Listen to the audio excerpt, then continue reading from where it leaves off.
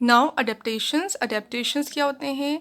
कोई भी फीचर किसी ऑर्गेनिज्म का जो उसे किसी पर्टिकुलर एनवायरनमेंट, पर्टिकुलर हैबिटेट के लिए फिट बना देता है, उससे क्या कहते हैं? उसका अडेप्टिव फीचर या प्रोसेस को कहते हैं अडेप्टेशन।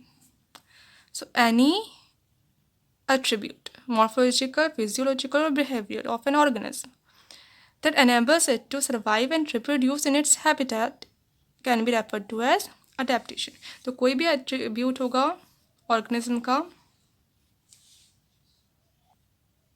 जो हो सकता है मॉर्फोलॉजिकल, फिजियोलॉजिकल हो सकता है, या बिहेवियर। मॉर्फोलॉजिकल यानी उसकी आउटर फीचर्स में कुछ हो सकता है ऐसा, या उसकी कोई फिजियोलॉजी यानी उनकी कोई किसी इंटरनल मैकेनिज्म की वजह से या उसके बिहेवियर की वजह से कोई भी एट्रीब्यूट हो सकता है किसी ऑर्गेनिज्म का जो उसे किसी पर्टिकुलर हैबिटेट में सर्वाइव करने की और रिप्रोड्यूस करने की कैपेबल बनाए, तब उसको क्या कहेंगे? Adaptation. These adaptations have led to the formation of some specialized and peculiar features. अब ये जो adaptations होते हैं वो क्या करते हैं? उससे फॉर्म हो जाते हैं कुछ स्पेशल फीचर्स ऑर्गेनिज्म में। अब इन फीचर्स को बनने में टाइम लगता है बहुत ज़्यादा, ऐसे नहीं कि एकदम से ही किसी स्पीशीज़ में या किसी ऑर्गेनिज्म में अपीयर हो जाएं। ये मिलियंस ऑफ ईयर्स के बाद किसी एक स्पीशीज़ में नेचुरल सिलेक्शन के थ्रू फिक्स हो पाते हैं। नेचुरल सिलेक्शन यानी नेचर सेलेक्ट करता है, कोई भी चेंज आता है किसी भी स्पीशीज़ में, अगर वो किसके अकॉर्डिंग है उस ऑर्गेनिज्म को फिट बना रहा है उस एनवायरनमेंट के लिए, तब नेचर उससे सिलेक्ट कर लेगा, यानी हाँ उसके लिए बेनिफिशियल है ये ट्रेट या फीचर, तो वो फिर ऐसे ऑर्गेनिज्म जो उस फीचर के साथ हैं वो सिलेक्ट हो जाएंगे, वो सर्वाइव कर पाएंगे। अदर जिनमें वो फीचर नहीं है जिसकी वजह से वो उस एनवायरनमेंट में रहने के कैपेबल नहीं है, तो फिर वो ऑर्गेनिज्म डिसअपियर हो जाएंगे। यानी नेचर सेलेक्ट करता है इन अडेप्टेशंस को, यूज़फुल फीचर्स को, और ऐसे धीरे धीरे ये इवॉल्व होते हैं, इसलिए जेनेटिकली फिक्स्ड हो जाते हैं। यानी फिर एक बार ये हो गए सिलेक्ट, उसके बाद ये किसी स्पीशीज़ में फिक्स हो जाएंगे, फिर उसकी जनरेशन टू जनरेशन ये ट्रैवल करेंगे, उसकी नेक्स्ट जनरेशन में भी वही कैरेक्टर आएंगे। नाउ अडेप्टेशंस इन प्लांट्स में क्या अडेप्टेशंस होते हैं? डिफरेंट प्लांट्स जो डिफरेंट एनाटॉमिकल और फिजियोलॉजिकल अडेप्टेशंस इनकी एनाटॉमी यानी स्ट्रक्चर में, इंटरनल स्ट्रक्चर में या फंक्शन में जो अडेप्टेशंस आते हैं वो अलग अलग प्लांट्स के लिए अलग अलग होते हैं। अब क्या क्या हो सकते हैं अडेप्टेशंस इन डेजर्ट प्लांट्स? अब डेजर्ट प्लांट्स कैसे हैबिटेट में रह रहे हैं जहाँ पे एनवायरनमेंट कैसा है? बहुत ज़्यादा हॉट है, वार्म है, एंड वहाँ पे वाटर की अवेलेबिलिटी बहुत कम है। तो ऐसे प्लांट्स को क्या कहते हैं? जो डेजर्ट प्लांट्स होते हैं उनको क्या कहेंगे? ज़ीरोफाइटिक प्लांट्स। अब इनमें क्या क्या स्पेशल फीचर्स, अडेप्टेशंस क्या क्या शो होंगे? इनकी रूट्स क्या होती हैं? ज़्यादा डीप होती हैं ताकि वो जो अंडरग्राउंड वाटर है बहुत नीचे तक भी वो जाकर अगर बहुत नीचे भी कोई वाटर प्रेजेंट है तो वहाँ तक भी वो पहुँच जाए। इनके ऊपर क्यूटिकल की लेयर जो होती है वो थिक होती है, लीव्स के ऊपर जो क्यूटिकल की लेयर होगी वो थिक होगी, और स्टोमेटा जो होते हैं वो डीप होते हैं, यानी बहुत नीचे एक पिट में। यहाँ पे नॉर्मली तो लीव्स के अपर सरफेस पर ही प्रेजेंट होते हैं, पर इनमें ही पिट्स होते हैं, पिट्स के नीचे पे यहाँ स्टोमेटा प्रेजेंट होंगे, ऊपर क्यूटिकल की लेयर होगी। क्यूटिकल की लेयर से सेल्स से वाटर रिलीज़ नहीं हो पाएगा, और स्टोमेटा भी नीचे है तो ट्रांसपिरेशन का प्रोसेस जो ज़्यादा होता है स्टोमेटा से निकल जाता है वाटर वेपर बाहर, तो वो भी नहीं निकल पाएगा, इतने नीचे हैं। ऊपर टेम्परेचर ज़्यादा होगा तो ज़्यादा निकलेगा, नीचे है तो यहाँ पे टेम्परेचर थोड़ा कंपैरेटिवली कम होगा, जिसकी वजह से ट्रांसपिरेशन उतना ज़्यादा नहीं होगा। और अदर स्पेशल मैकेनिज्म होते हैं जैसे केम साइकिल, ये पढ़ चुके हैं प्रीवियस 11th क्लास में पढ़ चुके हैं इसको। इसमें क्या होता है, जो स्टोमेटा वो डे टाइम पे तो क्लोज्ड ही रहते हैं ताकि ट्रांसपिरेशन नहीं हो पाए, वाटर बाहर नहीं निकल पाए, और नाइट टाइम में ओपन होते हैं। ये भी क्या एडेप्टेशन ही है डेजर्ट प्लांट्स का। अब अदर जो प्लांट्स होते हैं जैसे ओपेंशिया, इसमें लीव्स होती ही नहीं है, लीव्स क्या किस में मॉडिफाई हो जाती हैं? स्पाइंस बना लेती हैं, तो ट्रांसपिरेशन होगा ही नहीं, फिर लीव्स ही नहीं है तो ट्रांसपिरेशन होगा ही नहीं लीव्स के थ्रू। और जो अब फोटोसिंथेसिस किससे होगा? फिर लीव्स नहीं है तो फोटोसिंथेसिस कौन करेगा? तो स्टेम कैसे हो जाते हैं इनके? फ्लैट हो जाते हैं, फिर फोटोसिंथेसिस कौन करेंगे? स्टेम्स ही कर लेंगे।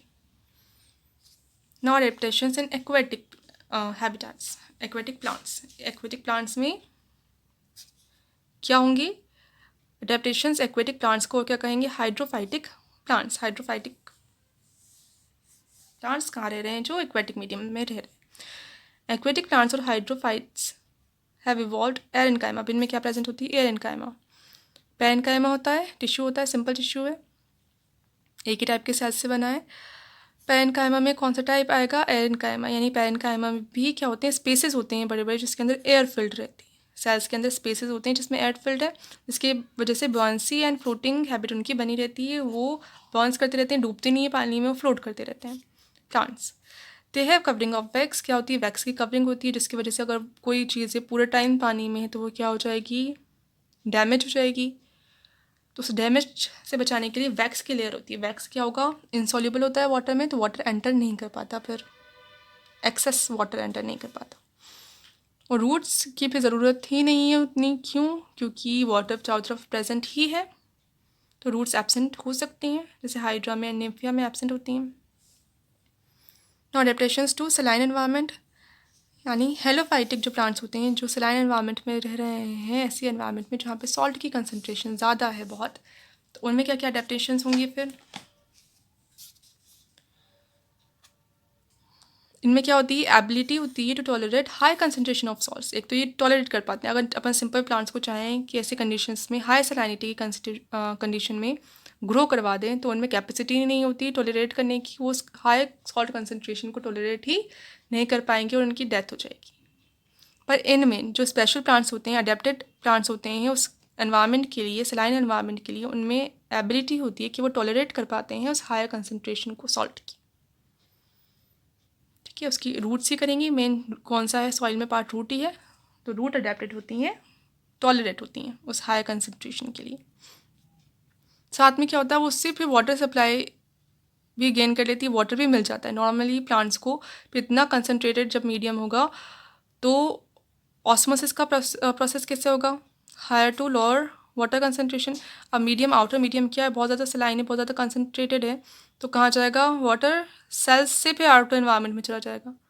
ऐसा तो नहीं होना चाहिए। तो नॉर्मल प्लांट्स में तो यही होगा। सेल्स का मीडियम कैसा है? डाइल्यूट है, और आउटर एनवायरनमेंट कैसा है? सॉल्टी है, यानी इसकी कंसनट्रेशन ज़्यादा है, कंसनट्रेटेड है। तो वाटर फिर कहाँ जाएगा? डायरेक्शन में जाएगा, बाहर चला जाएगा। तो ऐसा नहीं होगा, क्योंकि रूट से क्या करती हैं? अब्जॉर्ब करेंगी वाटर को, बाहर जाना ऑप्शन ही नहीं है। इसलिए उनमें स्पेशल मैकेनिज्म होता है जिसकी वजह से उस कंसनट्रेशन ग्रेडियंट की अपोजिट डायरेक्शन में भी क्या आता है? वाटर अब्जॉर्ब भी होता है, निकलेगा नहीं रूट से बाहर, अब्जॉर्ब भी होगा। तो इसके लिए भी उनके पास स्पेशल मैकेनिज्म होते हैं। अब ये कहाँ कहाँ हो सकती है सलाइन एनवायरनमेंट? जो टाइडल मार्शेस होते हैं वहाँ पर हो सकती है। कोस्टल ड्यून्स जो होते हैं, या मैंग्रोव है, सलाइन सॉइल है, यहाँ पे सारी कंसनट्रेशन कैसी होती है? एनवायरनमेंट कैसा होता है? सलाइन होता है। अब यहाँ पे एल्गीज भी मिलती हैं। ग्रीन एल्गीज कौन सी? ड्यूनेलिएला। अब मैंग्रोव जो होते हैं, मैंग्रोव स्पेशल होते हैं जहाँ पे बहुत ज़्यादा पानी होता है, प्लस उस पानी की में जो सॉल्ट है उसकी कंसनट्रेशन भी बहुत ज़्यादा होती है। वाटर है, वाटर में सॉल्ट भी बहुत ज़्यादा है। तो ऐसे जो एरियाज़ होते हैं, रीजन्स जो होते हैं, उनको कहते हैं मैंग्रोव्स। मैंग्रोव में कंडीशन और कैसी होंगी? फिर एनारोबिक होगी, ऑक्सीजन भी अच्छे से डिजॉल्व नहीं हो पाती उस पर, वाटर के अंदर ऑक्सीजन की डिजॉल्वेबिलिटी भी कम होती है। तो ये कंडीशन बहुत ही एडवर्स है किसी भी प्लांट की ग्रोथ के लिए। प्लांट एंकर नहीं कर पाएगा, एक तो वो स्टेबल नहीं हो पाएगा उस जगह पे, और सीड्स जर्मिनेट भी नहीं हो पाएगी, ऑक्सीजन भी नहीं है वहाँ पर। फिर भी यहाँ पे जो प्लांट्स प्रेजेंट होते हैं उनमें फिर इस दोनों कंडीशन के लिए स्पेशल अडेप्टेशन होते हैं। एक तो किसके लिए? कि वो एंकर कर पाए, यानी रूट सिस्टम अच्छे से उसमें स्टेबल हो पाए, प्लस सीड जर्मिनेशन हो पाए। इसके लिए 2 फीचर्स होते हैं। First, a number of plants possess small negatively geotropic vertical roots. क्या होती हैं इसमें? वर्टिकल रूट्स प्रेजेंट होती हैं। रूट्स कैसी होती हैं? ऑक्सीजन उनको मिलती रहे, कि अगर पानी में रहेंगी रूट्स तो उनको ऑक्सीजन नहीं मिल पाएगी। ऑक्सीजन मिलती रहे रूट्स को, तो रूट्स कैसी होती हैं? जियो नेगेटिव। नॉर्मल तो रूट्स कैसी होंगी? जियो पॉजिटिव होंगी, जो ग्रेविटी की डायरेक्शन में ग्रो करेंगी। ये रूट्स तो होती हैं, प्लस इनमें एक्स्ट्रा रूट्स और होती हैं जो कैसी होती हैं? जियो नेगेटिव होती हैं, यानी जियोट्रॉफिक होती हैं। और ये ग्रेविटी के अपोजिट डायरेक्शन में ऊपर की तरफ ग्रो कर जाती हैं, और वर्टिकल होती हैं, इनको क्या कहेंगे, न्यूमेटोफोर्स कहेंगे। तो फिर ये क्या करती है, ऑक्सीजन इनको फिर मिल जाएगी, फिर नीचे पूरे सिस्टम तक ऑक्सीजन डिस्ट्रीब्यूट कर देंगी। तो एक तो ऑक्सीजन की जो डेफिशिएंसी है वो दूर हो गई इस फीचर की वजह से। किस किस में होंगी ये, एविसीनिया एजिएटिलस इसमें होंगी। एक और क्या फीचर होता है जर्मिनेशन के लिए, अगर जो सीड है वो डायरेक्ट कहाँ चला जाए, उस सलाइन वाटर में चला जाए, तब वो वहाँ पे जर्मिनेट नहीं हो पाएगा, ऑक्सीजन नहीं मिलेगी, और भी कंडीशन एडवर्स हैं। इसलिए क्या होती है, विविपेरिटी प्रेजेंट होती है। इसमें क्या होगा, सीड जो है वो फ्रूट के अंदर रहते हुए ही जर्मिनेट कर जाते हैं। जैसे फ्रूट के अंदर सीड प्रेजेंट है नॉर्मल, तो क्या होगा, सीड अलग हटेगा, या फिर फ्रूट जब कहाँ जाएगा, सॉइल में जाएगा, तब जाके जर्मिनेट होगा। पर इनमें फ्रूट जब ट्री से अटैच्ड है और सीड फ्रूट के अंदर है, तभी वो जर्मिनेशन स्टार्ट कर देता है, ताकि वो इतना हो जाए, इतना कैपेबल हो जाए कि जब वो कहाँ जाए, सॉइल में जाए, तो अपने आप को ज़िंदा रख पाए। अब ये ऐसा किस में होता है, राइजोफोरा में होता है, एजिस्ट्रास में होगा, सेरियोप्स में होगा।